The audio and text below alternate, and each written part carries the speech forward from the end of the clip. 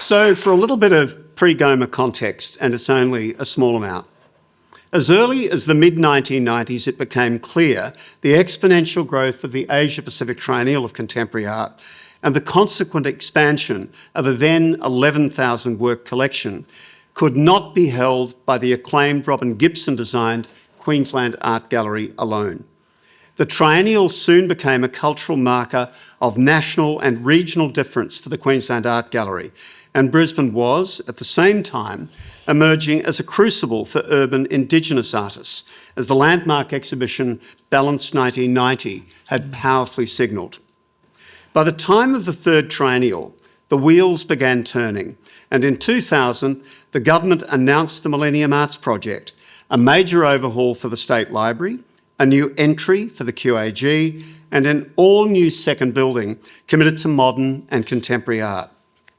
Led by board chair Wayne Goss and director Doug Hall, an international design competition drew 174 submissions, blind shortlisted down to 5. By mid-2002, a selection panel had nominated and the government supported the commissioning of Architectus Sydney. Which brings me to you first, Kerry and Lindsay. Can you describe your involvement in the two-stage architectural competition that led to Architectus Sydney and Davenport Campbell's selection as the winning architectural team? Over to you. Oh, she normally goes first. I suppose it was a 6-week period, and we were probably a little reluctant to enter for whatever reason. But James Jones, part of our design team, convinced us that we should try. And we did several trips back to Brisbane, and we put together a submission. And I suppose we were aware that there were a lot of, going to be a lot of international teams going for this. What should this building be? And we did talk and discuss a lot about the functional aspects of how a gallery should work. And that was, I think the previous drawing on the screen was sort of our functional diagrams of how the spatial relationship should be. You know, what's the purpose of the building, I suppose. That's the sort of drawings. And that is what our competition panel, that's hand-drawn and coloured. And then there are only 4 panels, and then the next drawing was basically, next sketches were how it should sit in the context, how it should sit within the place. And so we endeavoured to explore ideas about what it might mean for Queensland, Southeast Queensland, and the relationship back to Asia, perhaps. Why the reluctance to step up in the first place? Well, even though we were in Sydney, and which was a presumably emerging larger practice, we'd practiced in Queensland for 20 years, and we were a small practice, a regional practice, and we were very cautious about, spending lots of money, which can go nowhere. Yeah. And I suppose we were just a little unsure about. We had really tried hard for the Expo 88. That was a big competition. Yes. And we were final. There was 2, us and another group that actually won it in the end. Right. And as a small firm on the Sunshine Coast, it really chewed up all our finances. Yeah. Well, put it bluntly, we were encouraged to do a lot of extra work, and then we didn't get the job, and as a result of that, we had to sell our house and car to keep our business going. Right. So when another Queensland competition came up, we thought, nah, been there, done that. No. Well, John did you a big favour. Yes. Absolutely. Yeah. So of the 5 teams that were shortlisted to take their initial schemes to stage 2, yours stands out in that its principal design axis is perpendicular to the river, while the others were all broadly parallel to it. What were the principles that informed you going off brief and thinking you'd get away with it? Well, we didn't know we were going to get away with it, but I think most of the competitors were following the site that was given them. And the master plan. And the master plan. However, we were sort of talking about, the old river houses on the river and the boat houses, and how they actually had the short elevation to the river, and we sort of felt that as a diagram that sort of opened up spaces on each side and allowed Montague Street to terminate in the river with a river view, and we just felt like the whole making it tighter, stacking it up a bit more, just allowed a lot more breathing space around the building, and it also made the entry of the new building to directly assess, to address the earlier galley. But it also created the space, the open space with the roof over it onto the river, which also faces north. So coming from here, we know how important that was for sea breezes and also for winter sun, etc. But also actually saved Kurupa Park. Yeah. So there were a lot of reasons for it. But as Kerry said, we could have been in the bin because you broke the rule. Yeah. So, you know. I don't want to poke the bear, but the design of major public buildings typically adapts as they develop, and I've been through that experience and have been tortured by it. Reshaped by the limits of buildability, the impacts of value management, or shifts in the realpolitik of the day. What were the pressure points in your design development when you arrived at stage 2? The pressure points. Well, I think stage Things you one, pushed against, Yes. needed to push against. that we needed to push against. Does it mean design development before we did the stage 2 competition stage, or after we won the competition? I think after you won. Yes. Okay. Sorry. Yeah, that's clear. They were the real pressure points, yeah. Yes. Well, one of the project managers, there were a number of them, wanted to cut a metre or 2 off the edge of the roof and just sort of cut it back and just have a fascia all the way around. We had to fight against that. We had to take strips through the building, 2 metres here and 2 metres there.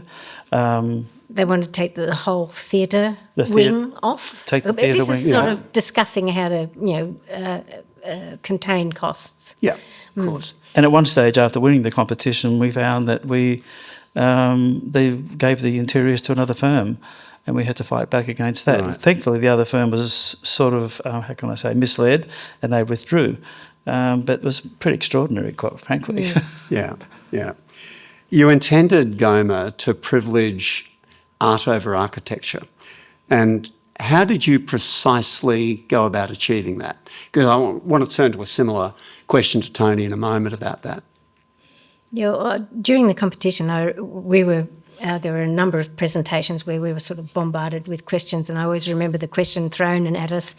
So if you won this, what character would you be giving all the spaces inside? And I think, we just said, well, no, they're just the framework for what the artists want to do. And I think that was the basis of this building. It's just meant to support the artists and the curators and the public, and, connecting to art.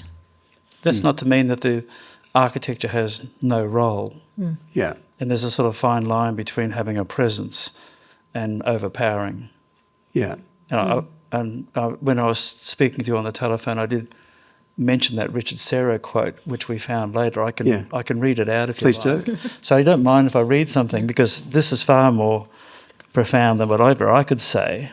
But we did actually find this quote after we had won.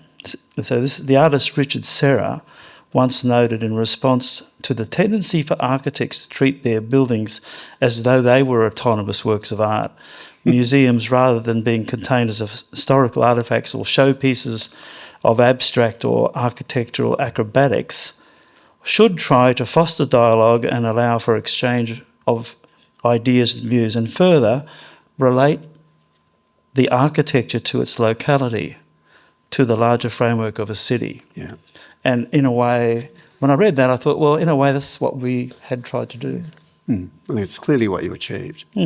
So I'm going to accelerate forward into opening day in December 2006, day 1. And I'll start with you, Tony, but also love to hear your thoughts on this as well. I know you have them. Walking into this building on day 1, what did you feel? What you probably were familiar, I know, because you were working in and around the project for a long time. But here it was being given over to the public. For the very first day, they were pouring in. That's a very different thing from installing and all the other things that go on behind the scenes. How did you feel? Do you remember that, Tony, that moment coming into the building for the first time with the general community? Of course, it was, an incredibly proud moment, and also just thank you so much for having me on this panel, and it's wonderful to be here. And of course, this space and this place has such, historical reference and reverence before even colonization, and as a story place to have, if anything is going to sit on this space and place, it is, of course, it's this cultural epicenter. And, that was very well understood from the local community, the artist community. And it was time. I think it was really well needed, and it responded to a very, significant need, and really changed the ecology of what Brisbane represented. But I do remember at that time, especially opening with APT and that lineage that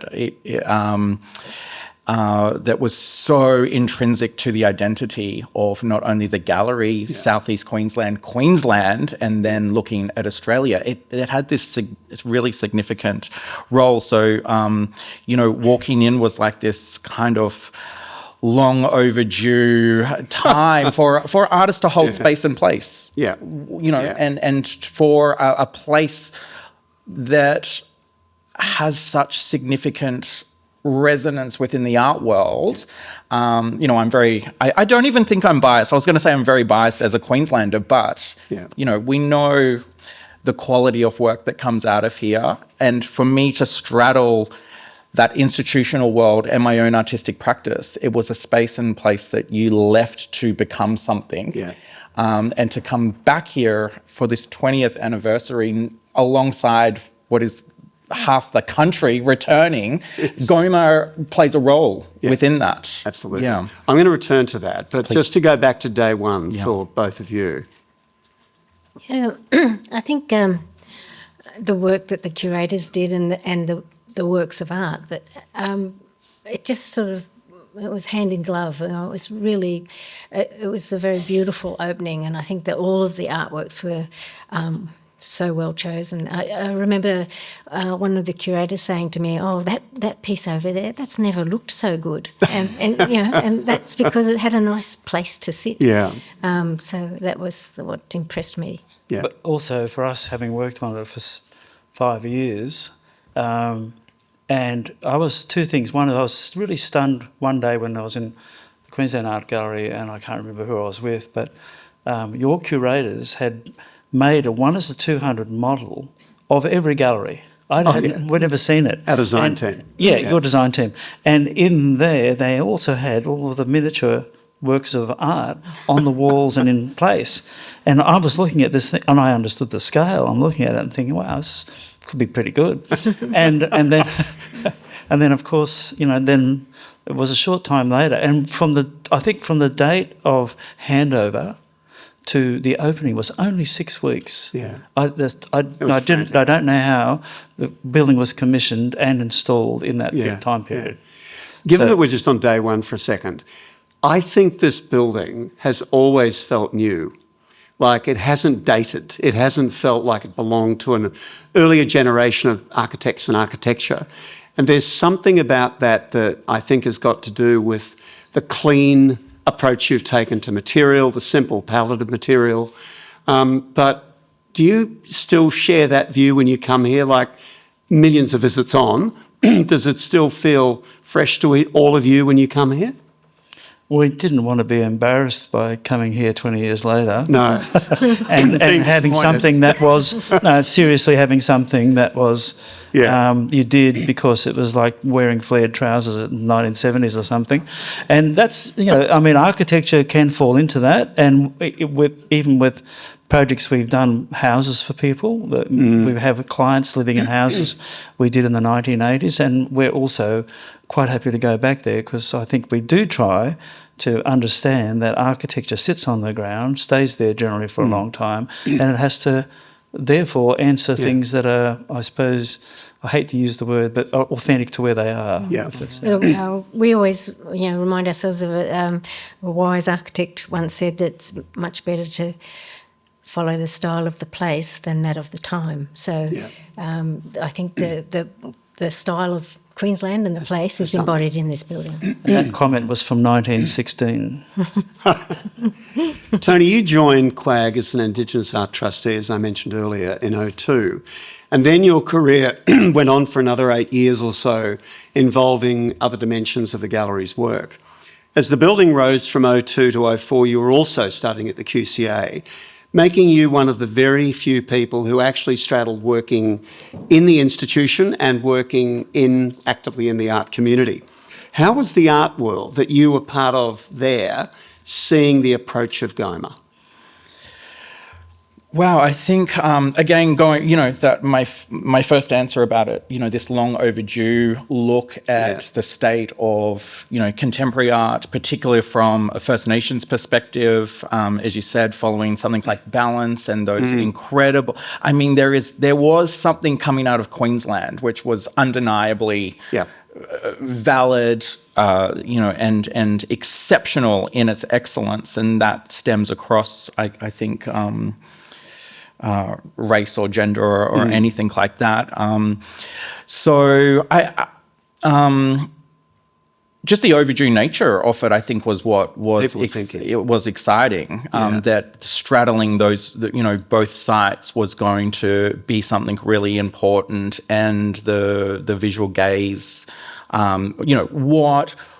what was, what had come, what was currently set, and then what that projected future was. And that became very exciting, knowing and understanding a place like this would exist. So working here in a design role, supporting design, production and so on, you've got the perspective of an artist who now exhibits in institutions all around the world. But at that time, you were dealing with how to present the work of artists, probably long before you began to need to consider that in your own practice. Well, I'm sure when the MCA project went through, you were there every step of the way, helping make every decision and so on, as most contemporary artists are here when we're doing projects with them. How do you think the two disciplines, the exhibition making discipline and the exhibition production, I suppose, which you do as an artist, which then gets made into something in the public domain. How do you think those two things have kind of meshed in your practice? Oh, I owe everything to my opportunity from being inside the institution and understanding all those perspectives, which are heavily political a lot of the times, rather than the more organic role of the artist in doing things. But I think listening and understanding the role of what this building was and leaving architectural ego out of the door, what you get is these wonderful cavernous spaces that, you can be intimate in these spaces, through exhibition design, but what it does offer, which a lot of spaces unfortunately don't, is that element of choice. And there really is this exponential opportunity for artists within the realm of this building to do things that are like unheard of. In terms of the scale and the way in which you navigate this building. So that's pretty incredible. There are few or no other walls in any art museum in Australia like this one, in 2.1 on the right. And that wall allowed Bruce McLean to do a kind of map, a literal, geographically directed map of where different community, First Nations art production was occurring. And then there was the Bob McPherson, Boss Drovers. When that work first went up, there it is. It was like so unusual to stand at the foot of that work and literally have to crane to see to the top of it. In fact, the best viewing point was up on the pavilion walk. But works like that, I think, have become part of the gallery's signature in a way, that we can take on really ambitious projects and do them justice. And in many museums, you'd have to cut that work in half, really, to be able to kind of present it. So I want to stay with you and just return a little bit back to the question when you were talking about what impact this had on the local community, what it had on the broader Australian community. Do you think that sense of anticipation and shift that occurred back then, back in 2006, Do you think that's been maintained, or has part of its shine been taken off it by the emergence of other new spaces in the Australian landscape? Or has GOMA still kept an edge that's still distinct and different from even the other new big projects? I know there's the Fox to come, which is going to be an enormous museum at the back of the NGV. Sydney Modern evolved, Mona has been built, since the time this building rose. Fed Square, of course. So a lot of changes have happened in the landscape in terms of facilitating art and artists' work right across the country. But is there something about what's been achieved here that you think, over the first 20 years has really consolidated into something that still remains special, even if for different reasons? I think so. It's not only maintained, I think it's gotten better, and that is, again, that pared back opportunity to look at that. Anything that has been added has actually moved with the social and political impact of time. And as an artist who has been privileged to utilise this space, in particular with the play sculpture, and responding oh my God, Judy Watson, those additions come from a knowledge of kind of First Nations first, and looking at the history of this space intrinsically, but I think there is still something like the Big Hose wasn't and will never be anywhere else. And there is something intrinsically Queensland about this building, about the way in which we present ourselves and view ourselves, the way in which we can make fun of things is quintessentially really Queensland. And as I said, I left Brisbane because that is what artists had to do, and I returned to a place that now is the cultural capital of or this space, which is so different to what I left, but it is because this space has there's like this ripple effect, and you see from the College of Art to artist-run spaces to the ecology of the local gallery scene. It's like, we're being fed through this umbilical cord, which is GOMA, and we all are kind of richer for it. And of course, there's there's tangents and politics and all these kind of things involved, but it creates an ecosystem that didn't exist here, and it absolutely exists here now, and is something that is spoken about more broadly. What I think even the idea of the Children's Art Centre and the involvement of children families is, foreground. But the building, the ones the NGV and Mona, I think GOMA has a lack of preciousness, and you feel like an artist can soar into it and do whatever they want. And I think that like your artwork, it's quintessential Queensland. You sort of you move your buildings around, you change them, and that I think the adaptability of the building has been very, very successful. I'm just going to return to scale for a minute. GOMA clearly has a scale and a spatial volume in its major exhibition spaces, particularly on the ground floor, but also up on level 3. And I think that must have been completely unequalled in Australia at the time the museum arrived on the landscape. I can't think of any other building existing at that moment. Probably NGV would have been the closest, that would have, maybe NGA as well, that would have had spaces as kind of capacious and inviting as this building. And that quality alone, I think, is what caused the building and its programming, different from QAG, because I worked in QAG in earlier days in the 80s and 90s.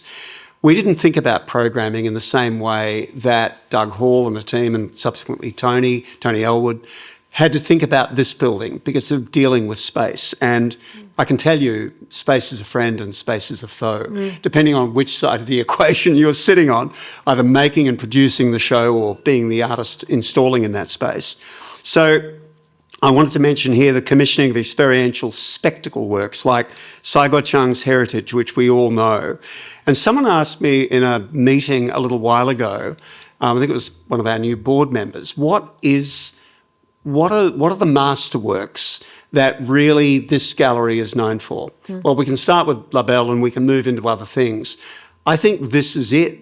I mean, I remember this appeared in Time magazine. I mean, for God's sake. No, we didn't know that was happening. It just literally appeared. Someone saw it. Someone was deeply moved by it. Next minute, we had a kind of photo story on it when GOMA was still a relatively young institution.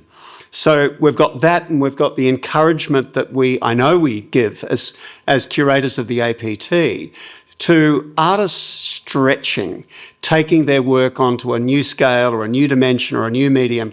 That's always part of the relationship we form with new artists bringing in to that exhibition. So there I'd call them two new default settings that weren't there at all. We didn't work that way in QAG in the past. So to each of you, are there exhibitions or other projects that have surprised and delighted you over the last 20 years? Things that have exceeded what you imagined GOMA achieving? And I don't mind who kicks off. Well, I suppose the exhibition that you just mentioned, because I can never pronounce his name correctly. We always recall APT 5 opening with the incredible 4 metre high sculptures in the space, and that even showing the picture of those sculptures, you have to say these are 4 metres high, because most people look at them and think they're sort of 2 metres maybe, and that opened up, I suppose, a lot of opportunities, and especially also in the circulation spaces, which were prescribed at whatever percentage they're supposed to be of galleries. We made them wider so they could function as gallery spaces, which is what they do. And they also vary the scales and make the whole experience, even though there's 6,000 square metres of galleries, there's actually more gallery space and walls. Yeah. So the whole thing's very spacious. But that particular exhibition, if you said to someone that they're going to fill the whole floor with sand, which is also where the power and data is, and then put water in there, in the sand, over the power and data and the air conditioning, and then have a canvas at the top which is dripping water, I think most gallery directors or curators will run away. I mean, we have to fight just to get a small window into a gallery, just so people can sort of realise where they are, which we think is important. I understand how it works with that. So the spaces have produced remarkable exhibitions. The Andy Warhol exhibition, the biggest exhibition of Andy Warhol outside of America, that came very quickly after Doug left. There's been so many outstanding exhibitions, I can't even begin to sort of rate them. Yeah. But I think you asked me previously, were there any surprises? And I think I said, well, they weren't really surprises because they're all surprises. So we were expecting surprises and we got them and we're still getting them. Yeah. So, I'm really pleased about that because in a way, as Kerry said earlier, we want to give power to artists, curators to do what they have to. That's the building accepts that purpose. We get surprised too.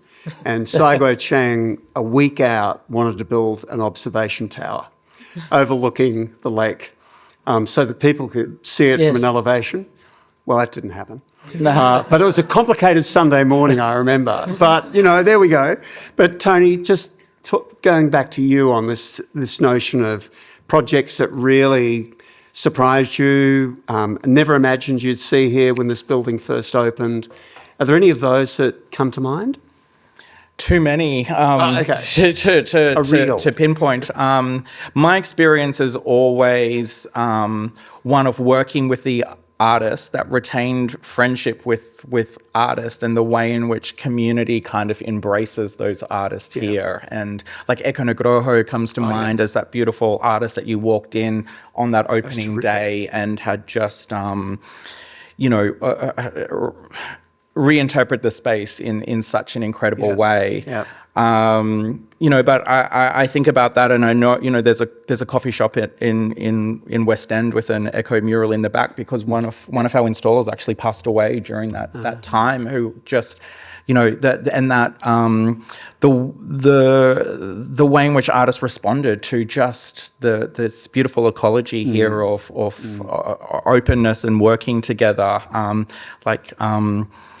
I speak to Echo maybe, once every fortnight or once a month, and that's unsimilar or attached to most artists that I've had the privilege and opportunity to work with through the Queensland Art Gallery, is that those existing relationships and friendships, we offer something here that is very, very unique. And I think that it, as I said, I think it just gives artists an unprecedented privilege in terms of usage of space that is, very rare. Yeah. You've spoken before about the idea of collaboration between the artist and the gallery, and between the staff of the gallery and the different departmental breakdowns in the gallery. Could you just expand a little bit more on that, and how, both as an artist and, of course, as a former staff member, that's kind of shaped perhaps even some of the ways in which you work? Because you do work very closely with community in almost everything you do.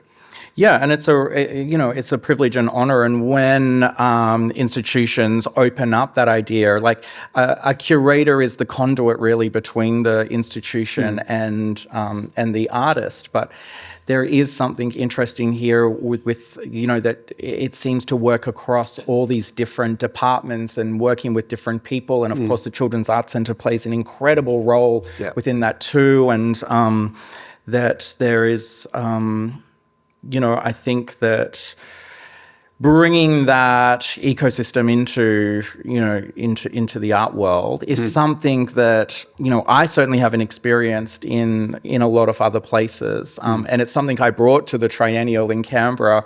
That what can or how can artists be involved in this project above and beyond actually just art on the wall? And I think that's a premise that I really took from my time here. Thank you. One thing I'll just add, the current exhibition, which is just being decanted, for Larson. Extraordinary exhibition with Riverbed, and also the qualities and plays of light, and also the perception of space is really quite profound in that exhibition. That's another. But I want to say one other quick thing. One thing that hasn't been, hasn't occurred, is that with the Children's Art Gallery, it can be actually disconnected from the gallery in terms of security and an air quality, and it can be open to the outside. And so you could have exhibitions involving flora and or fauna in that space, and that hasn't happened yet. Well, you've mentioned that before in other earlier conversations. It was a big I remember sliding... you also said you can hose it out. You can hose it out. Making it sound like the stables, but what's that famous exhibition they have with the racehorses Whitechapel. in Whitechapel? With the horses. I don't recall that. No. We were there, and it was sort of like half stable, half gallery. Right. But it was extraordinary. It was a bit smelly, but it was. You're making me think of Fondation Baella and Oliver Eliasson 3 years ago, taking all the glass and all the doors out on the ground floor. There's only one floor, sorry, on the single story of the building, and opening it up 24/7 to a stream of water that flowed through the gallery, a bit sort of heritage-like, except this was coloured with different green plant life that's sort of phosphorescent sort of looking, quite amazing. And so there's the landscape, boom, there's the landscape, and they're both in the building. Right. I thought you'd enjoy it if we did that to your building. But I'm very surprised that it wasn't proposed by... We have had artists who have wanted to take the entire glass panelling, not the entire, but some of the glass panelling out of the windows facing the river to continue their work. Remember Asim Wakif, who built the big wooden construction out of planks from jetties and railway sleepers and so on.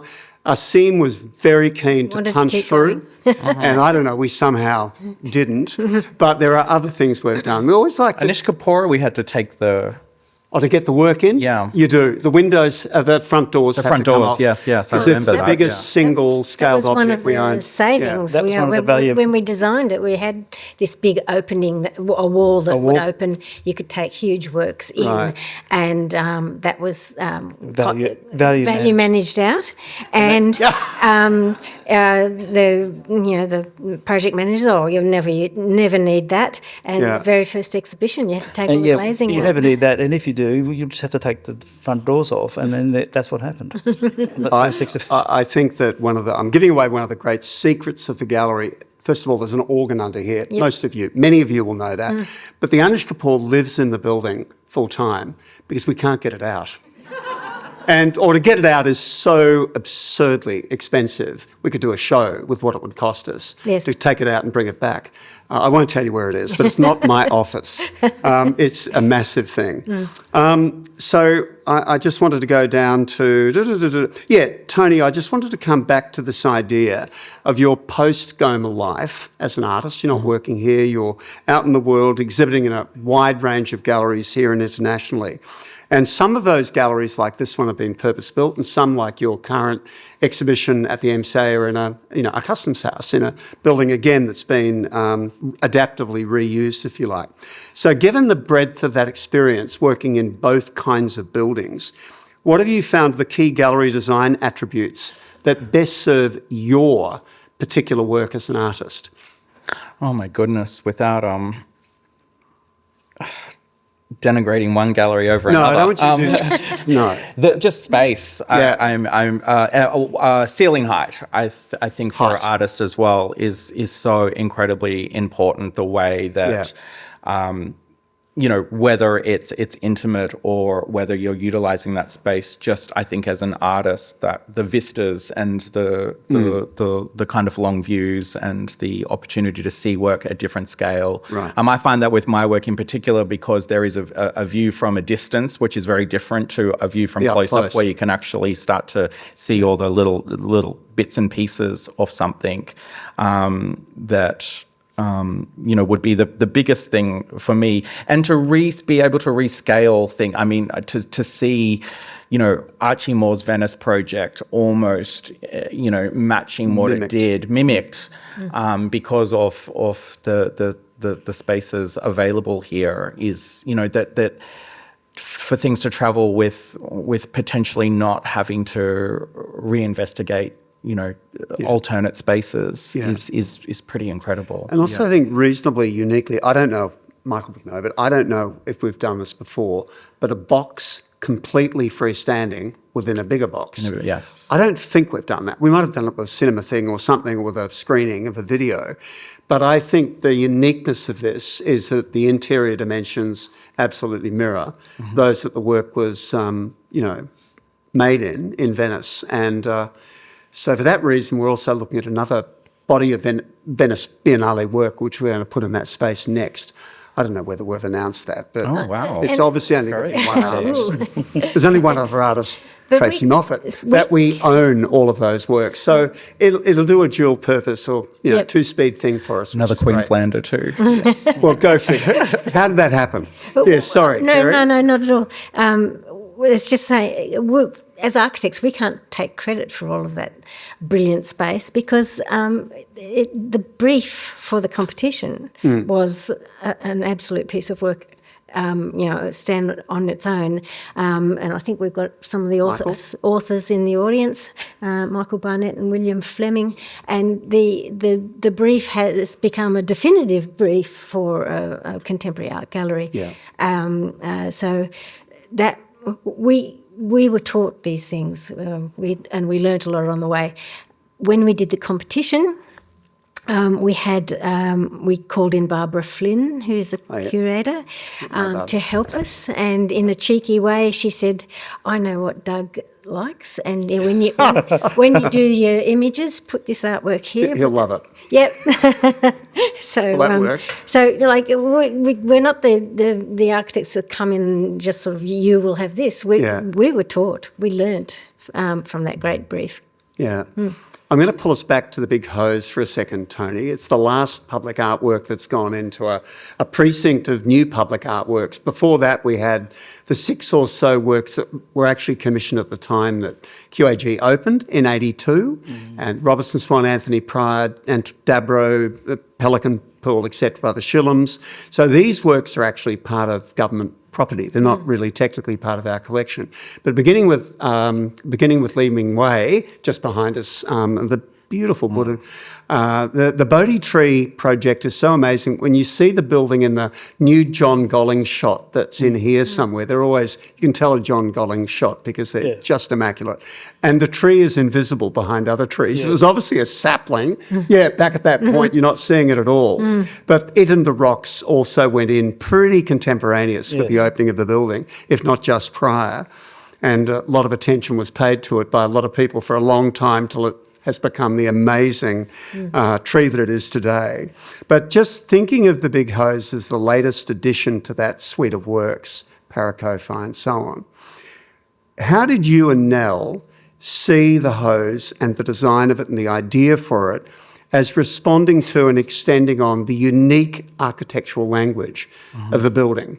Because we've talked a bit about that, openness, vernacular, Queenslander, etc. So I've heard you talk about this in other contexts, but it'd be good if you could just bring those thoughts together for a sec. Sure, because it wasn't rocket science. By all means, the collaborator Nell, incredible artist, our first sit together, I said to Nell, that GOMA is based on a Queenslander house. Well, that's what I had always. What you believed. Yes, and the premise for it came exactly out of that. If GOMA represented this Queensland style of living, a house, what would naturally sit beside it? And we both kind of had the same thought at the same time of this sprawling kind of crazy hose that's laying beside the next to the house. That became the premise for leading forward. But what I do love about that work is, if you scratch the surface, you start to understand all this kind of, cultural commodifications and what really hones in on this space and place, but in the most thoughtful, playful, you build anything, children are going to climb all over it regardless. So to specially do that, this is I can't express enough how much attraction this has had in terms of performing a specific job to do, and it's to have children all over it. That this is I think we're going to see the Big Hose pop up everywhere, but in all these different iterations. But I think it was a really gutsy move on, again, responding. There could have been a great international perspective on how we should be, and I just think we know better than that.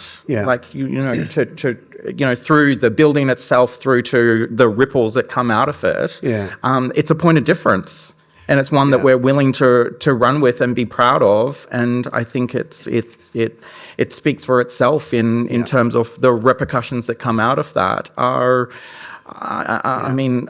unprecedented. Our public is absolutely running with it.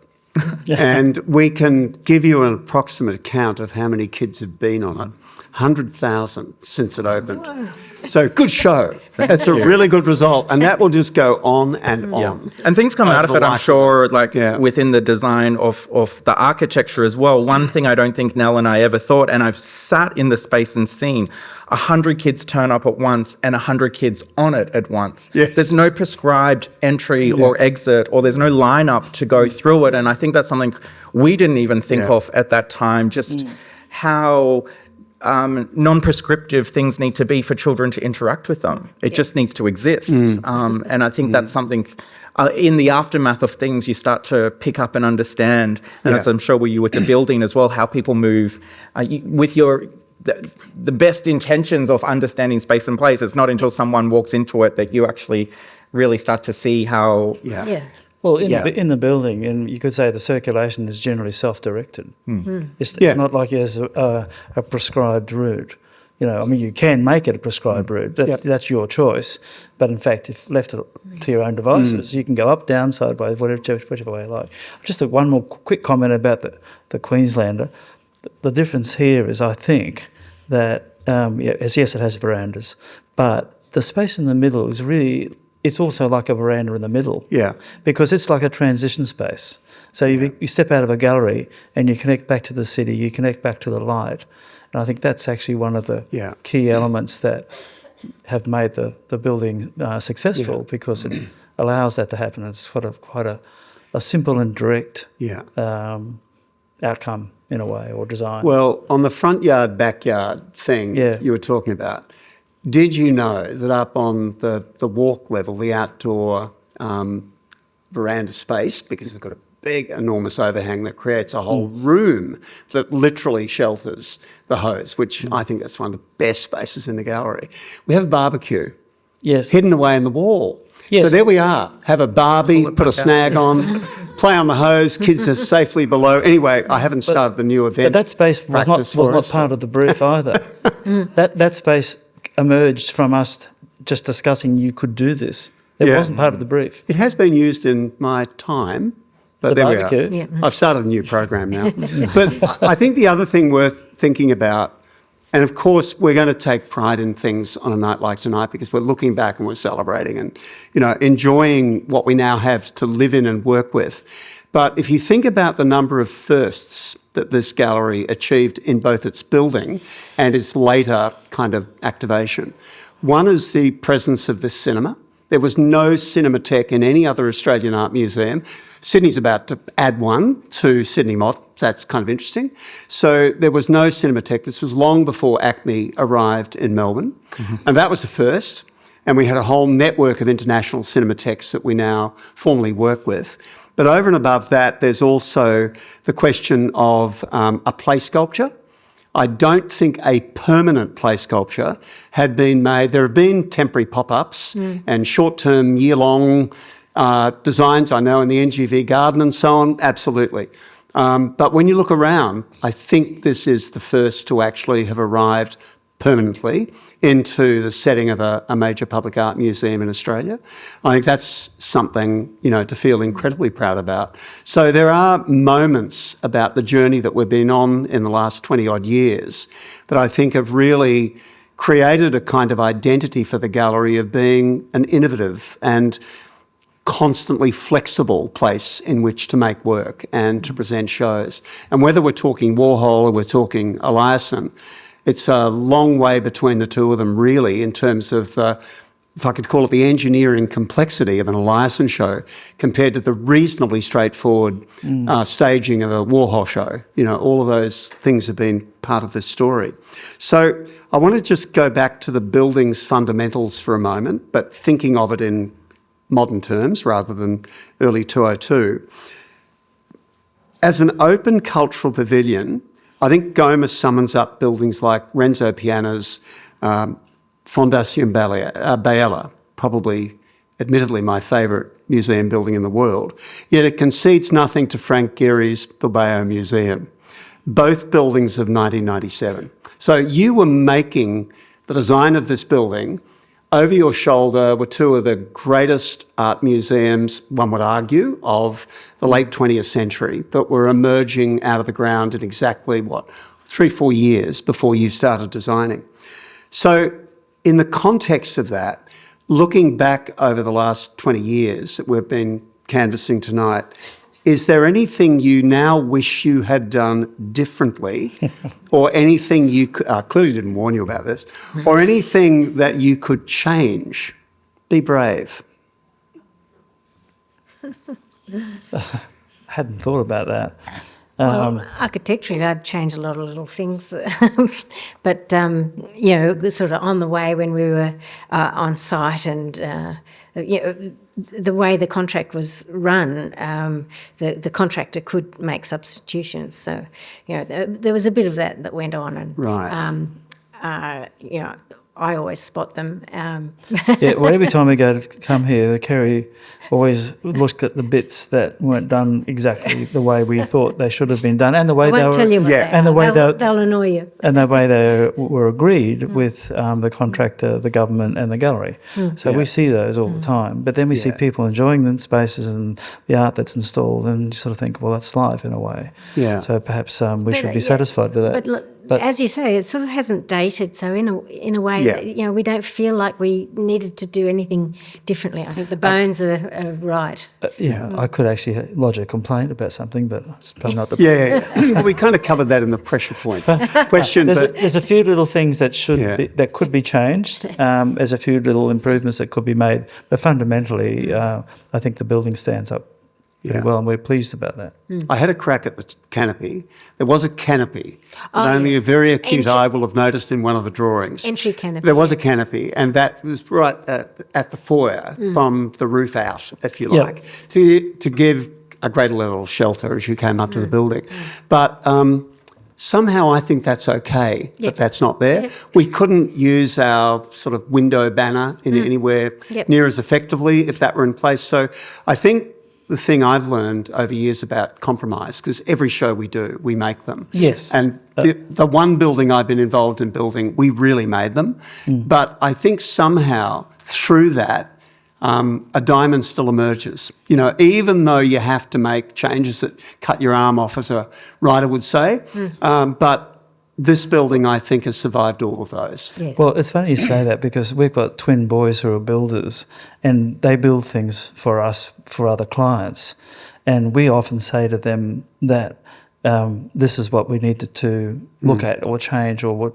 But they're so fastidious, they're over there looking at this and that and wanting to make everything perfect. And we're saying, we can live with that. Just concentrate on these things. So architects have to really, when it comes down to whether you're in a conversation with contractors or clients, what are the key things you have to hang on to and what things can you sort of live with, I suppose. Perfection really can be the enemy of the good. Yeah, no, I don't believe in perfection. Yeah, we never strive for protection. No. Yeah. Perfection, I should say. Anyway, in our last few moments, I want to do a bit of blue skying with all of you. What do you think the next 20 years might hold? I'm probably talking first to you, Kerry and Lindsay, for GOMA. And how does a building continue to evolve alongside the community it serves? I mean, I know you talk about place, you talk about place making.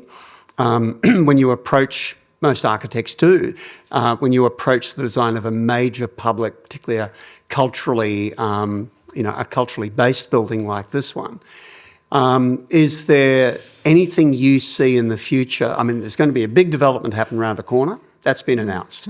So the trucks are going, the dairy's going, and there's going to be a sort of spill through into joining up with Kurilpa Park. So even the orientation and view of the building from the river won't look like it does in 10 years' time. All of that's going to have shifted. So a new context, a new bit of placemaking is emerging around the corner. Does any of that make you think about how this building might be differently used or what it will come to mean to an even more densely populated West End than it currently is? Just those sorts of observations. Well, like Lindsay mentioned, the children's gallery extended. It was meant to be more extendable into the park, and I think if there's more parkland created when the trucks go, I think that there's an opportunity to make that something really, really special that works with GOMA. When we did the design, we actually had Stanley Street connecting much better to the gallery, and then I think there was a saving with the library project, and they put their loading dock in that spot that stopped the connection. So I think the way the building does connect into the surroundings can definitely be improved over time. Yeah, similar to what I was going to say. I think the building itself seems to be able to continue to evolve depending and support all sorts of things that haven't been thought of yet. And that's a good thing. So fundamentally, the function of that hopefully will remain and work well. I think that it's the areas around the building that either with landscape or urban conditions that there maybe could be rethought or improved or whatever, and that would actually just help the building sort of really connect into the surrounding urban fabric to the natural landscape, both in different ways. I think that could really reinforce the building, because it's the catalyst for that to happen. Yeah, and there's a good amount of space between here and the Grey Street Bridge. Yes. So those renders you've got at the bridge, even the early ones, show that sort of carved out area, which is concreted over. So I think all of that, I think we need probably, when that comes, we'll put a lift on the back of the building and be able to sort of reactivate a night mode if we get the restaurant open or we do other things with that for the Cinematheque entrance. I can see things like that likely occurring. But when we did the initial planning, with it's a very simple sort of cruciform like a cross street. Yeah. But we anticipated that perhaps in the future you could connect further to the west through the cafe landscape, through the deck maybe, and connect back into the park or add another piece or whatever. Whether it's built form or whether it's landscape form, there's that possibility. Good. I think. And finally, to you, Tony, what do artists need to see an institution like this doing in this building in the next 20 years? I know it's a kind of big, impossible to respond to in some ways question, but I think what artists expect of the gallery, expected back in when in the QAG exclusive era compared to the QAG and GOMA era, they're very different things. And if you look back over 20 years, we've already covered a fair bit of ground already that tells us that this building changed the way we program, changed the way we work, changed the way we think about our engagement and collaboration with artists. Is there anything about this that you think is relevant to the next 20? Oh, of course, because I think the most radical changes have come within the past 20 years, and I look at GOMA as a real catalyst for seeing that. We're looking at such a difference at the moment between the idea of ownership and belonging, and it's not just about people seeing themselves within these institutions, it's people being themselves within these institutions, which makes a real big difference. I think the opportunity that comes with green space and that opportunity, one thing I just don't think we've got right yet is the importance and significant role that First Nations people play, within these sites as the oldest continuous living culture in the world, and seeing how that fits within these things. And, that's why, we've got these incredible people working within these institutions that are looking at the idea of, these big words, decolonising space, indigenising space, that can all be done. It is just with the support and efforts of those people inside the institution. And as I think, that change is not only evident, it's actually happening before our eyes, which, artists are problem solvers as well. Artists, when an institution does whatever it can to bring that vision to life is where the magic happens. Yeah.